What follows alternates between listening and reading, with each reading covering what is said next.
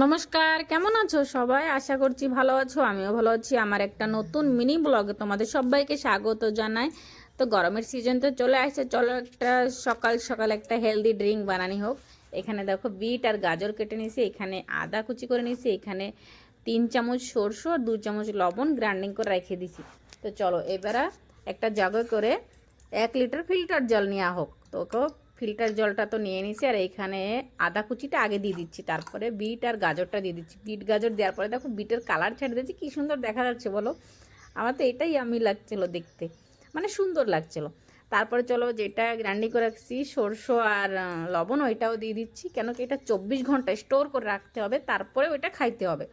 এটা স্কিনের জন্য ভালো, মানে শরীরের পক্ষে অনেক উপকার আছে, চুলের জন্য ভালো। এটা খাইলে পেটের সমস্যা থাকবে না, কেন কি এটা হেভি হেলদি ড্রিঙ্ক আর কি। তো যাই হোক, আমি তো করে নিছি আমার ফ্যামিলির জন্য, তোমরাও জলদি জলদি গিয়ে ড্রিঙ্কটা ট্রাই করো।